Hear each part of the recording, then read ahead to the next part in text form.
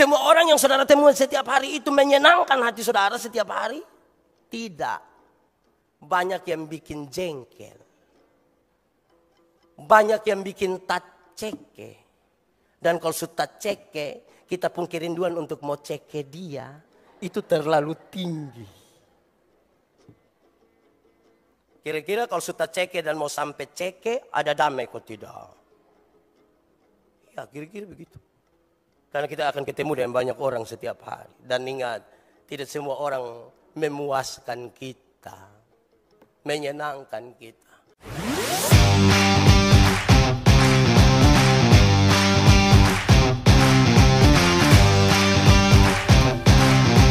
Injil Matius pasal 5 ayat 43 sampai ayat yang ke-48. Firman Tuhan berkata demikian.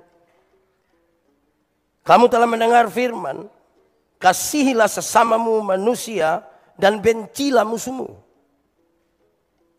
Berbahagia setiap orang yang mendengar firman, memelihara dan melakukan dalam hidup setiap hari. Shalom. Sekali lagi, shalom. Hari ini tema yang baik sekali untuk kita, keadilan dan perdamaian. Saya ketika merenungkan bagian ini, saya pikir ada sebuah pengalaman kecil.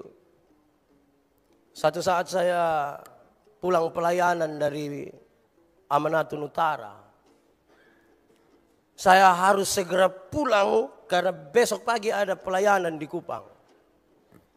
Saya minta orang antar pakai motor sampai di cabang OEO mau masuk ke OEKAM. Saya tunggu kalau ada bis datang. Ternyata bis datang. Sinar Gemilang. Saya naik ini bis sampai dua. Tapi karena tidak ada tempat lagi, saya duduk di tangga pas naik itu. Saya duduk situ. Hati senang, dapat bis, duduk di tangga. Yang penting sampai Kupang, ketemu keluarga, besok pelayanan. Saya duduk biasa saja. Di tangga naik, tempat duduk itu ada dua orang duduk. Satu bapak dan anaknya yang kira-kira usia 3 tahun atau 4 tahun. Saya duduk menghadap mereka. Saya masih main-main dengan ini anak nona kecilin saya. Ade. Dan seterusnya. Saya dan di bapak baku lihat begini. Saya bilang ade. Tapi saya tidak bermaksud geser dia lah. Saya hanya bilang ade. Gitu. Selesailah. Perjalanan cukup lama. Hampir 5 jam. Berhenti makan di niki-niki. Terus kami sama-sama sampai Kupang. Selesai masalah. Besok pagi saya pergi pimpin ibadah. Satu pembinaan rohani di satu instansi tertentu. Pas saya sampai dong lapor kepada bosnya, dong lapor kepada pimpinannya. Pak Pendeta sudah datang, kita siap mulai. Oke, mari silakan masuk. Dan ternyata waktu saya masuk, pimpinannya itu ialah yang itu Om. Dia pimpinan baru dan dia baru tahu kalau yang akan pimpin ibadah di tempatnya ialah itu Pak yang tadi pagi, kemarin sore duduk di bawah depu kaki. Kami dua baku lihat begini. Saya bisa melihat depu muka merah itu. Saya mau tanya saudara, kira-kira dia rasa aman kok tidak? Tapi kan saya tidak bilang apa-apa. Saya hanya lihat dia, salam. Hampir-hampir itu hari ibadah kayak tidak jadi. Tapi sudahlah mau bagaimana Saudara, kalau kira-kira saya kasih pindah itu anak untuk saya duduk karena dia kenal saya, adil kok tidak? Adil kok tidak? Tidak adil. Itu anak kecil juga butuh tempat. Apalagi dia jalan 7 jam dari Atambua ke Kupang. Saya ini memang tempat saya harus di kaki mereka. Siapa suruh mau naik di tengah jalan? Kalau Pak mau duduk enak ya jalan kaki ke Atambua, naik oto di sana, pulang ke Kupang. Saudara lihat bahwa perjalanan hidup kita setiap hari akan berjumpa dengan banyak hal yang memaksa kita harus ambil keputusan di antara keadilan dan perdamaian. Harus. Karena kita akan berjumpa dengan banyak orang. Sekarang saya tanya saudara, apakah semua orang yang saudara temui di setiap hari memuaskan saudara? Semua orang yang saudara temui setiap hari itu menyenangkan hati saudara setiap hari? Tidak. Banyak yang bikin jengkel. banyak yang bikin taceke.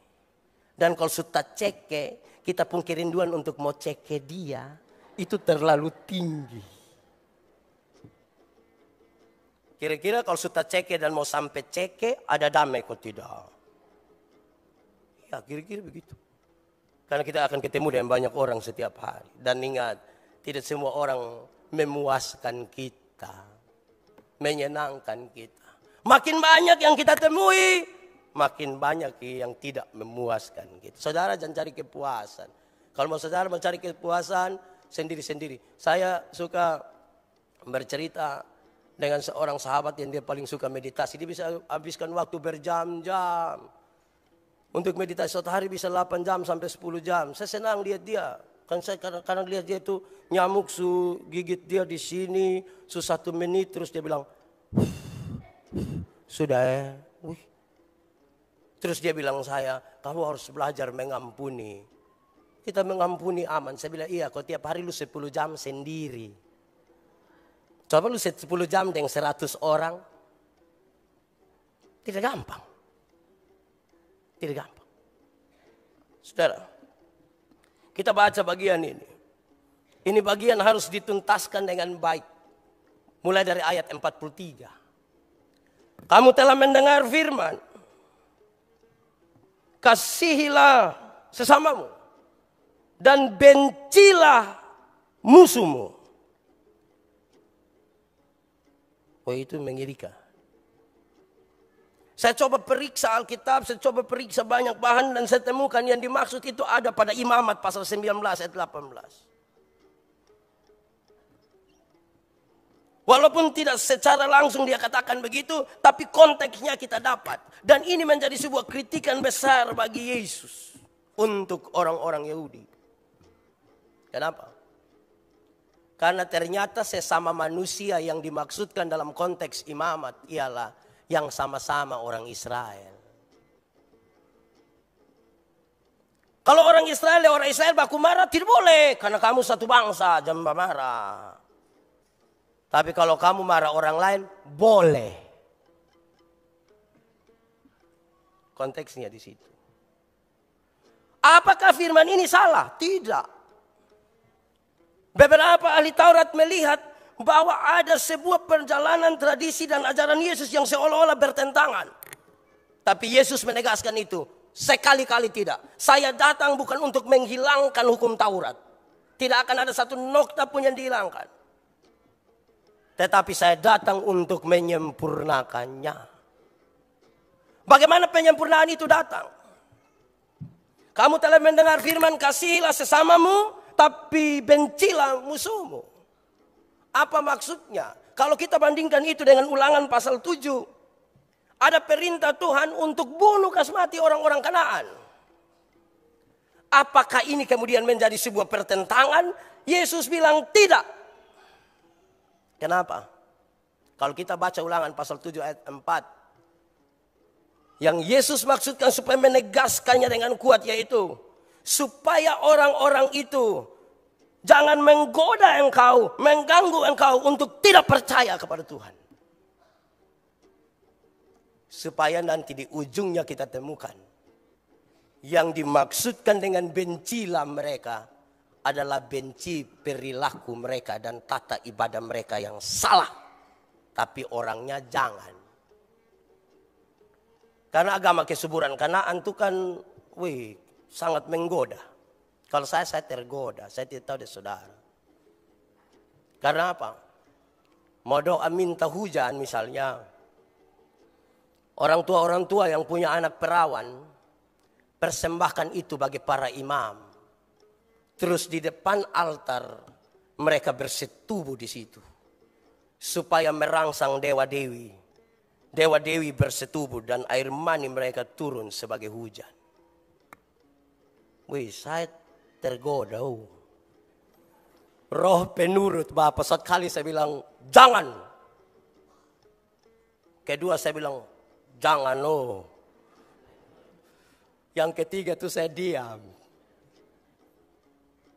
Karena itu perilaku mereka marah, boleh, benci. Dia pun orang, jangan.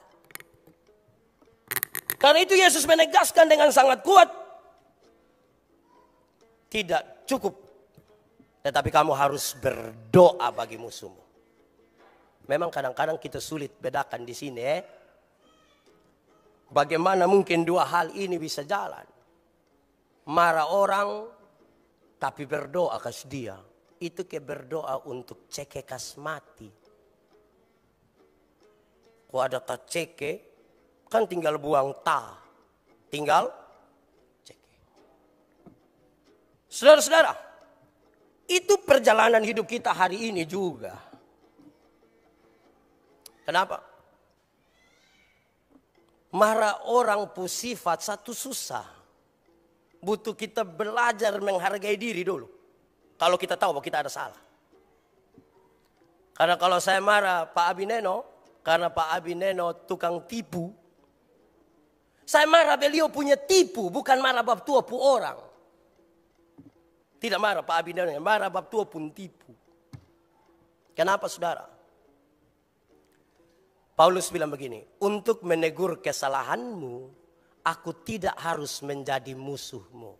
Karena itu dengan kasih, saya akan bilang kepada Pak Abineno, kakak, saya tidak suka kalau kakak menipu. Kasih itu. Jangan sampai bab tua baru sampai kita bilang, lu pi mana kalau lihat bosom pemuka nih kayak itu marah badan. Hidup secara rohani, aktivitas rohani, tapi tidak mampu. Nah sekarang bagaimana dengan doa?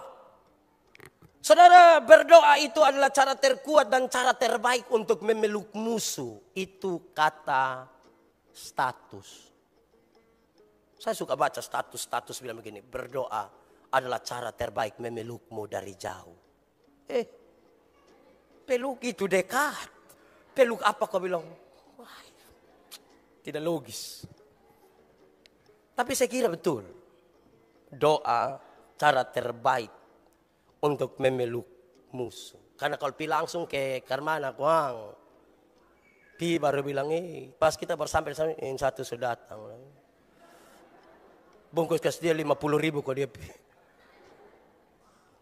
Cara terbaik. Doa adalah cara terbaik untuk memeluk mereka. Misalnya, saya jengkel Agnes Monica. Oh, iya, kok biar, kok saya mau jengkel? Saya jengkel dia. Saya akan berdoa bagi dia, misalnya begitu. Tapi pertanyaan paling penting adalah, doa apa? Doa apa? Karena dalam kitab ajaran tidak kenal doa kutuk, toh. Jangan sampai tiap hari kita bilang, tunggu kau naik ke tumu batu. Orang tua dulu bilang naik karena butku bambu dulu baru. Jadi kita tiap hari hanya tunggu kapan dia celaka. Pas dia pun celaka kita bilang, itu. Iya toh. Su bilang. Begini-begini mulu panas. Yang panas itu di neraka saudara. Jadi kita ini kayak apa kuang? Yesus bilang berdoalah bagi musuhmu. Tapi bukan doa untuk ceke. Berdoa supaya dia jadi baik. Nanti sebentar saya akan bicara. Karena kasih akan menolong kita sampai kepada pengampunan. Di situ baru akan ada perdamaian. Kalau tidak bisa. Kita pun tubuh sepertinya berdamai. Tapi pikiran dan perasaan tidak berdamai. Kau lihat dan tak ceke. Saudara, Yesus tambah. Dengan demikian, kamu adalah anak-anak dari Bapakku yang di sorga. Kamu adalah anak-anak dari Bapakku yang di sorga. Itu kalimat hebat sekali. Kenapa? Itulah kalimat-kalimat yang paling suka dikutip oleh rabi-rabi Yahudi. Guru-guru agama itu di Yahudi paling suka kutip itu ayat. Ulangan pasal 14 ayat 1. Itu yang paling suka kutip itu ayat. Kamu adalah anak-anak dari Bapakku yang di sorga. Tapi Yesus menjelaskan bahwa kalau kamu adalah anak-anak dari Bapakku yang di sorga, dari Bapakku yang di sorga, maka kamu harus seperti Bapa, memberikan hujan kepada orang baik dan orang jahat, memberikan matahari kepada orang baik dan orang jahat. Itu baru disebut anak-anak dari Bapa yang di sorga. Wih, saya rasa keberat saya nih. Yang orang baik kita kasih mah. Yang tidak baik, jangan sebut itu nama, racun. Racun. Saya titip batu, tidak akan, satu kali saya. Bilang titip batu, padahal ini kayu. Saya titip batu, tidak akan. Kadang-kadang kita kasih, maka itu hari saya bilang kita pucara kasih itu mengerikan. Mama mantu bilang, kok itu lupu saudara, itu ipar, kasih. Dia bilang, amer. Amer. Biar lu puas. Semoga lu memperubah engkau. Lebih sekali sonus kasih. Daripada kasih. Amin. Dasar turunan tukang minta-minta. Kenapa kita pu hidup kok sejauh begitu? Saudara. Lalu kemudian ditutuplah ayat itu. Dengan kalimat ini. Hendaklah kamu sempurna. Sama seperti Bapamu yang di sorga adalah sempurna. Ini berkaitan sekali dengan Imamat 19 ayat 2. Kuduslah kamu sebab aku Tuhan Allahmu kudus. Dan Ulangan pasal 18 ayat 3. Haruslah engkau hidup dengan tidak bercela. Kalau kita belajar dengan baik teks itu. Terus kita baca ulang Matius pasal 5. Dia menolong kita untuk hidup yang benar. Kata yang dipakai itu, saya tidak usah sebut dia punya bahasa Yunani. Saya juga tidak mengerti, saya sebut yang bahasa Indonesia. Kata yang dipakai dalam tulisan itu memberi arti sempurna itu pakai arti tidak terbelah dua. Tidak satu ke kiri, satu ke kanan. Dua hal yang saling kontradiksi. Tidak. Satu. Tidak terbelah dua. Itu baru disebut sempurna. Kata yang dipakai dalam teks itu. Saudara-saudara, mari kita lihat implikasinya dalam hidup kita setiap hari. Dalam kaitan dengan teks ini. Pertama saudara-saudara, musuh. Ketika sebut musuh, Yesus kaitkan jatuh sama, persis sejajar dengan sesama. Tapi Yesus balik. Kalau orang Yahudi memulai dengan kata sesama, Yesus mulai bilang musuh. Untuk sekedar mengingatkan mereka. Bahwa sesungguhnya musuh itu adalah sesama. Orang. Sesama manusia itu kan yang nama Mince, Yakobus, Yohanes. Itu sesama toh. Tidak mungkin dogi, babi. Itu sesama manusia. Itu sesama binatang. Yesus ingin menampakkan bahwa yang kita marah itu kan manusia. Maka dia juga adalah sesamamu. Jadi kalau engkau marah kepada musuh, maka engkau sesungguhnya tidak mengasihi sesama. Kalau engkau marah kepada musuh, karena dia manusia juga, maka dia bukan sesama. Begitu. Apakah begitu? Tidak. Karena manusia juga adalah sesama. Baik yang baik, baik yang jahat. Selanjutnya saudara-saudara, penjelasannya mengatakan, kalau begitu ketika kita bisa berdoa bagi sesama yang benci, yang marah kepada kita, maka kita pun level agak naik sedikit. Level hubungan dengan Tuhan dan dengan sesama agak naik sedikit. Memang berat. Berat. Karena saudara bayangkan kita pernah punya pengalaman buruk dan menjengkelkan. Lantas tahan sudah 27 tahun ini. Terus kita mau berdoa, Tuhan. Terima kasih. Tuhan. Dari tidak mampu berdoa sampai mampu berdoa bagi musuh, level naik. Selama ini kita standar saja begitu. Dan sekarang kita mau berdoa bagi mereka yang membenci kita. Bahkan yang menganiaya kita. Pesan ini kuat Yesus sampaikan. Mengingat berdirinya gereja mula-mula. Ketika gereja mula-mula berdiri. Mereka teraniaya sekali. Bahkan hingga hari ini. Kalau mereka menyimpan dendam, betapa sulitnya hidup mereka. Sejak awal jauh-jauh hari sebelum berdirinya gereja mula-mula, Yesus bilang, berdoalah bagi orang yang menganiaya kamu.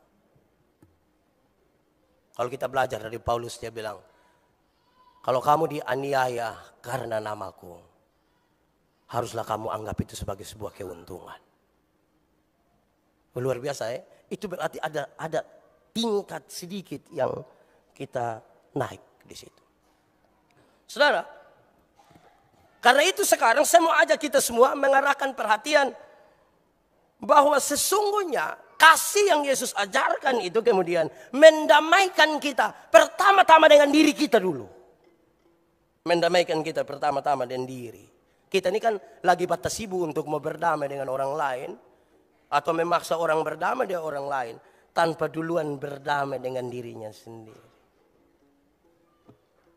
Kalau saya tidak berdamai dengan saya pun diri, saya tidak akan bisa berdamai dengan orang lain. Kalau di dalam diri saya berkecamuk banyak sekali hal, bagaimana kita akan bicara tentang penerimaan terhadap orang lain. Kode diri saya agak susah. Kalau sudah tidak lagi bisa berdamai dengan orang lain, betapa sulitnya kita berdamai dengan Tuhan. Karena yang kelihatan saja tidak kita damai, apalagi. Terus kita bilang, saya dan Tuhan. Pertanyaan pentingnya, saudara, apa yang harus dilakukan? Apa yang harus dilakukan? Yang harus dilakukan adalah yang paling utama. Ini paling utama. Kasih itu mendorong kita untuk melepaskan pengampunan. Karena perdamaian tidak akan pernah ada tanpa pengampunan. Saudara, saya mencatat bagi kita 5 hal kenapa pengampunan itu penting dalam perdamaian dengan diri, dengan orang lain, dengan Tuhan, dan kasih yang mendorong kita untuk mengampuni. Baru keadilan, perdamaian bisa jalan. Dari antara keadilan, perdamaian, dan situasi itu harus ada pengampunan di situ. Kalau tidak ada, tidak bisa. Saya mencatat 5 hal. Yang pertama, jika kita tidak mengampuni, kita berdosa kepada Tuhan Allah. Kalau kita tidak mengampuni. Kalau saya tidak mengampuni, kalau Yandi ini tidak mengampuni, dia berdosa kepada Tuhan Allah.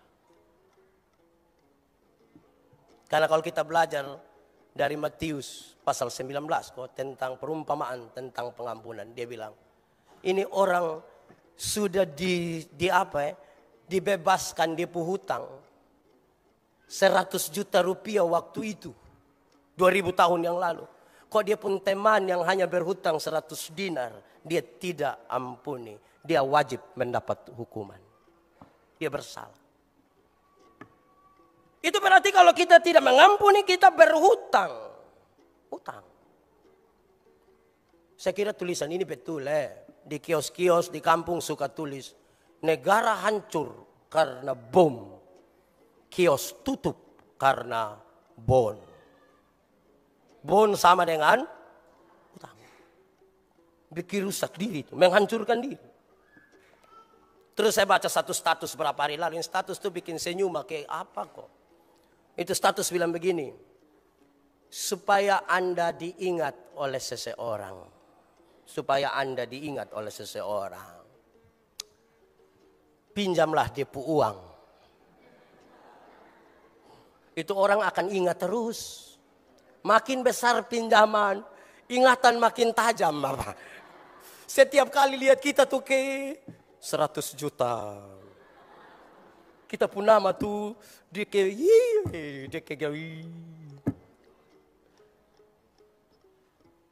jadi utang. Kalau orang tidak mengampuni, persis seperti dia berhutang. Tapi biar Pak, supaya Tuhan ingat saya. Coba. Siapa yang tidak mengampuni, dia berdosa kepada Tuhan Allah. Yang kedua, saudara-saudara, siapa yang tidak mengampuni, dia tidak memahami arti dari penyalipan Kristus di salib. Dia tidak paham itu. Kenapa Yesus disalib? Karena kita berdosa. Lantas permintaannya, ampunilah. Tapi kita tidak mengampuni. Berdosa. Coba cek saudara, siapakah yang paling kita jengkel, Con?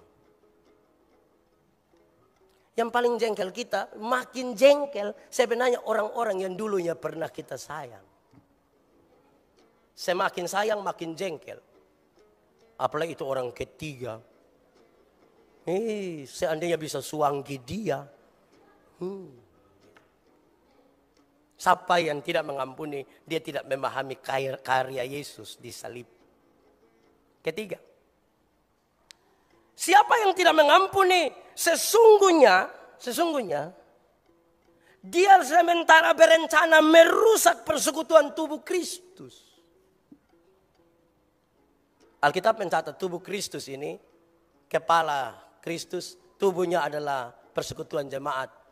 Kita masing-masing dengan karunia-karunia kita. Ada yang digambarkan sebagai tangan, mata, kepala, hidung, segala macam. Itu satu.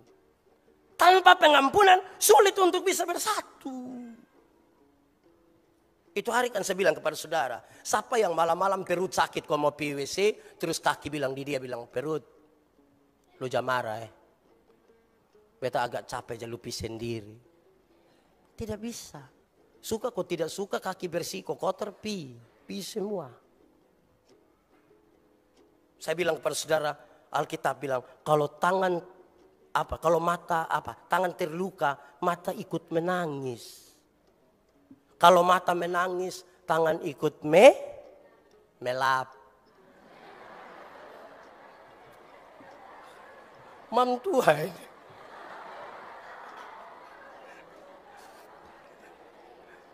Kalau tangan terluka, mata menangis. Kalau mata menangis, tangan turut melap. Saudara mengerti toh? Nah itu, yang penting saudara mengerti. Daripada saya pakai kata menyeka. Saya juga tidak mengerti. Melap. Jadi kalau kita tidak mengampuni, pasti ketika tangan terluka, mulut bilang, surasa, enak. Ya kalau kita tidak mengampuni, kita merusak persekutuan tubuh Kristus. Saudara lihat kalau pasangan yang menikah, suami istri menikah, duduk di pelaminan situ, baru ternyata keluarga dong ada bamara. Mama mantu satu kemen lihat begini. Mama mantu satu. Merusak. Kenapa keluarga rusak? Kenapa persaudaraan rusak? Kenapa persekutuan rusak? Intinya karena tidak mengampuni.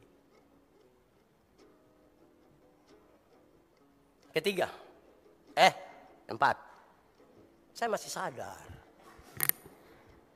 Keempat, siapa yang tidak mengampuni? Jikalau kita tidak mengampuni, kita memberi ruang kepada iblis untuk bekerja melalui kita. Kalau kita tidak mengampuni itu, iblis yang lagi kerja ikut kita. Makanya kita tunggu dia waktu celaka. Itu, bilang. Itu pekerjaan iblis. Kalau kita tidak mengampuni, kita kasih ruang di iblis untuk bekerja. Dan yang terakhir saudara, siapa yang tidak mengampuni betapa susahnya dia. Kenapa? Karena pengampunan adalah kunci dari sebuah pemulihan dan pertumbuhan. Siapa mau bertumbuh di dalam iman, siapa mau bertumbuh di dalam Kristus, langkah paling pertama adalah melepaskan pengampunan. Kalau tidak mengampuni, saudara tidak bertumbuh. Badan saya yang tambah besar. Apa?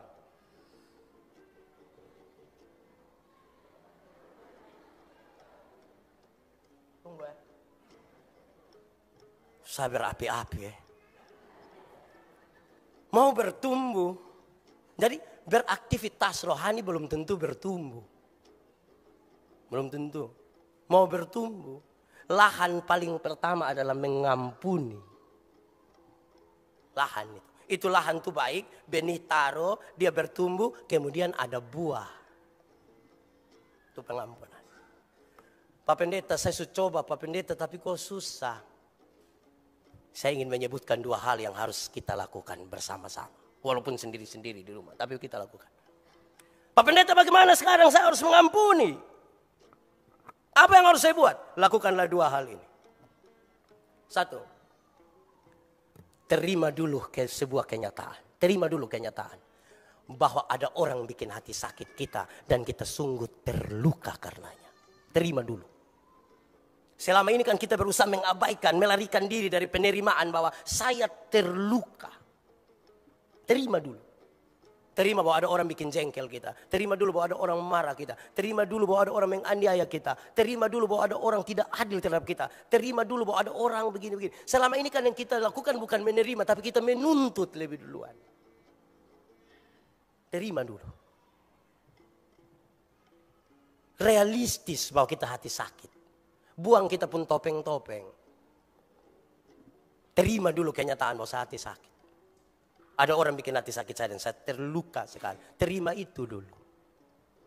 Selama ini yang kita lakukan adalah kita menuntut. Dia harus datang. Dia adil. Itu hari kalau mama lahirkan saya, mama langsung mati, dia tidak ada. Lukas tuh dia tidak ada. Saya kakak, datang. Itu tuntutan. Kalau dia tidak datang, kasih dia 7 turunan. Saya tidak kenal dia. Kamu hidup tidak sampai 7 turunan. Hanya 70 tahun, 80 tahun. Tapi itu kebanggaannya juga ialah penderitaan. Ya toh? Kata Alkitab. Paling-paling saya ingat ini pensiunan dong kalau baca cerita dong hanya bilang, Bapak pu angkatan semua sulewat. Tinggal Bapak. Bapak parah juga. Kebanggaannya penderitaan. Asam urat lah. Segala macam. Paling-paling bermain dan cucu. Terakhir anak bilang, Bapak tunggu di situ kok saya jemput. Pas anak sulari dari kantor datang jemput, Bapak dan cucu sujalan. Itu anaknya, kayak mau ramas bab tua. Paling-paling kebanggaannya hanya itu kok. Kebanggaannya hanya itu. Nah, saudara-saudara, terima dulu kenyataan. Jangan menuntut duluan. Terima, saya terluka tuh. Setelah terima kenyataan baru lakukan yang kedua. Berdoalah kepada Tuhan. Tuhan tahu saya hati sakit Tuhan. Tuhan tahu saya hati sakit. Apa yang terjadi nanti? Saya ingin pelan-pelan di sini supaya menuntun saudara. Mulai dari pengampunan itu ada 5 hal yang kita tahu.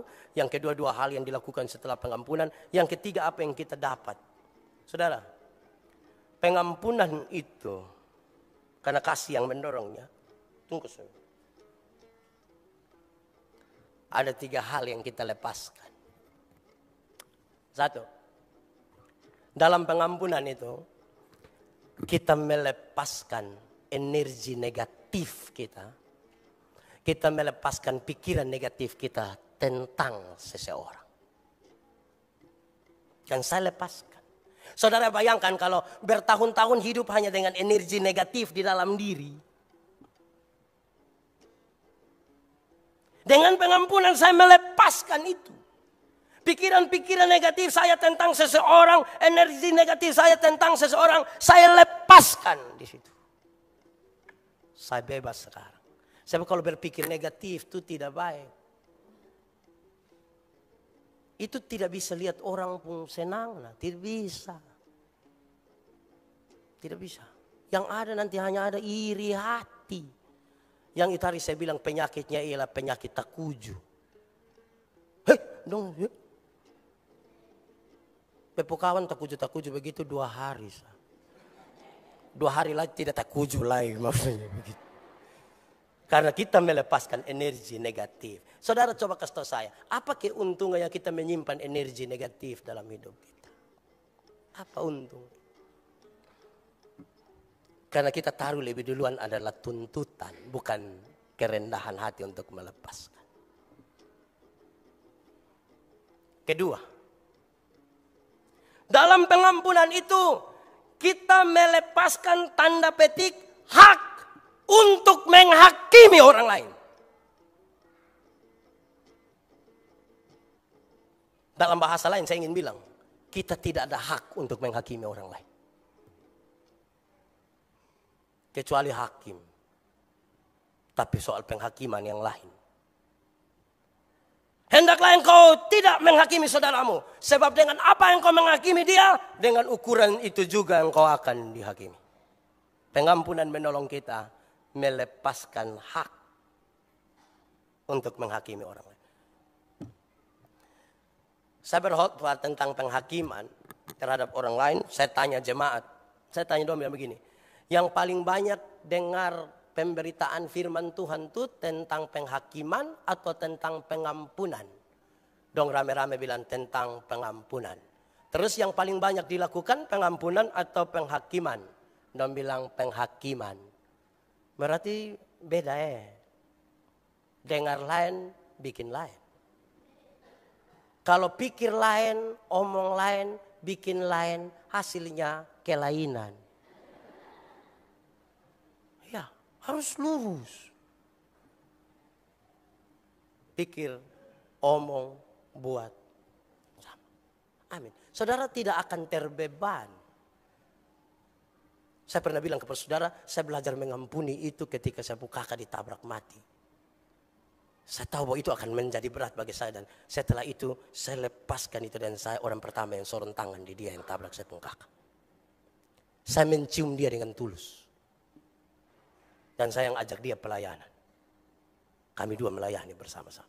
Bukan untuk dibanggakan. Tapi ingin kasih tahu bahwa saya tidak akan bebas hidup ini. Kalau tiap hari hanya lihat dia pemuka dan saya tak cek. Ketiga saudara. Pengampunan itu menolong kita untuk melepaskan hak balas dendam. Kan kalau orang bikin salah di kita, yang kita mau adalah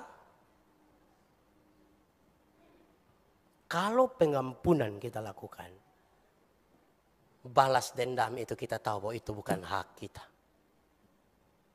Tapi jangan tanya Tuhan, Tuhan, dia kapan Dia pukawan dong sudah lah dia. Pengampunan menolong kita melepaskan. Nah saudara lihat Kalau begitu kemudian kita akan memahami pengampunan itu sebagai sebuah pertukaran. Karena kita sudah lepaskan energi negatif. Kita sudah melepaskan hak untuk menghakimi. Kita melepaskan hak untuk balas dendam. Maka terjadi pertukaran. Ini sudah saya buang. Maka sekarang yang akan masuk ialah Roh Kudus di dalam hidup saya. Dan kalau Roh Kudus sudah masuk dalam hidup saya menjadi berkat. Saya ingin tekankan kembali, ingat kita akan ketemu orang setiap hari dan tidak semua orang akan memuaskan kita. Sekarang jangan hidup tergantung di orang lain Jangan hidup tergantung di orang lain pun cara berpikir, jangan hidup tergantung itu orang pun cara bergaya, jangan usah. Mari kita urus itu. Bisa juga bilang enggak usah. Pakai kita pun hidup, kan kita mau aman. Kenapa kok orang lain yang minum sopi kita yang mabok? Mari kita lepaskan itu, supaya hidup kita begitu. Saya tadi malam pergi pelayanan di satu tempat menuju ke Ampong Utara, di Poto namanya. Saya pergi dengan 8 orang yang lain. 3 laki-laki dan 5 perempuan. Sampai di Osao saya berhenti kau beli kasdong kue cucur. Semua jenis kue di situ saya beli. Masing-masing 10.000. Terus saya datang saya kasdong. Ini makan. Waduh bapak subuh otole bapak beli. Biar supaya kamu tahu saya baik.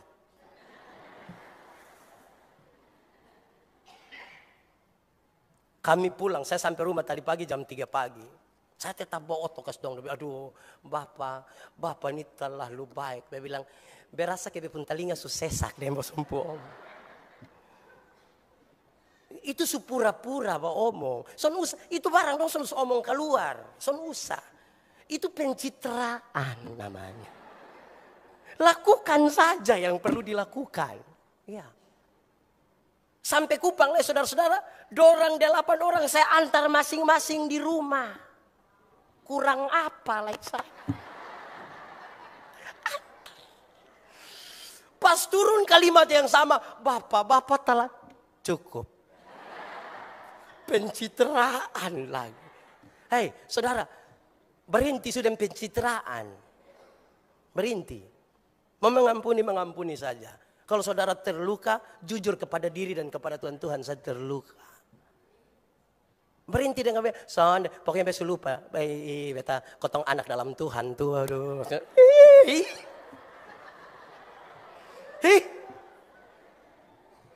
Itu kayak apa kok? Jujurlah. Jujur itu penting bagi diri. Jangan jujur pi orang lain. Ini diri ini. Kesalahan kita di mana saudara? Kesalahan kita tadi. Kita mulai dengan tuntutan. Bukan mulai dengan penerimaan. Yesus lagi mengajar kita tentang penerimaan. Bukan tuntutan. Saudara pulang bikin ini.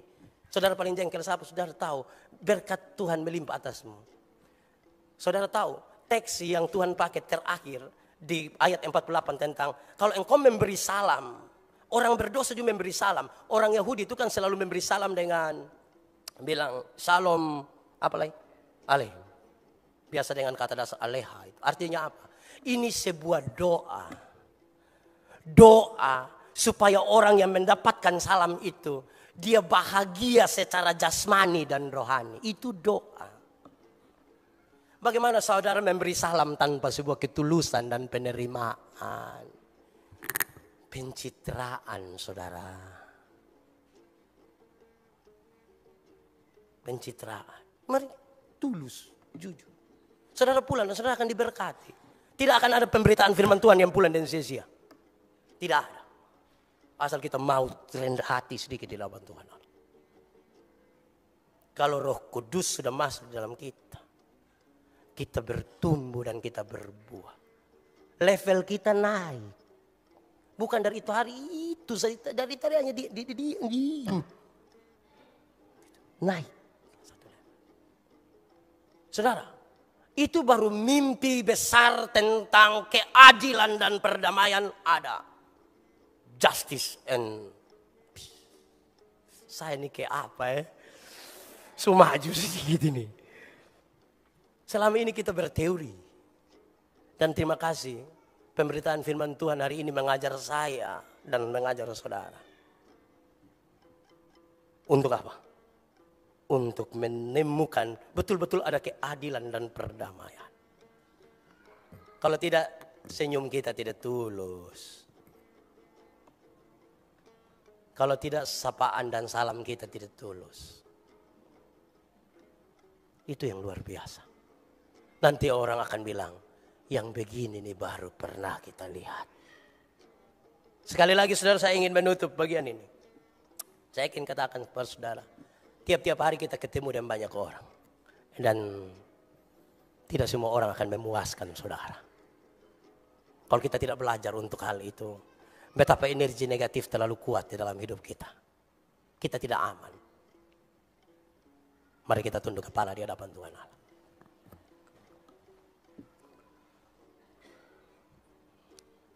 Hari ini harus ada pengampunan. Sebagai tanda kasih dan keadilan, perdamaian tercurah di tempat ini. Kami damai di dalam Tuhan. Kami tidak sementara mempertontonkan kulit luar saja. Kami rindu di saat ini Bapa, ada damai.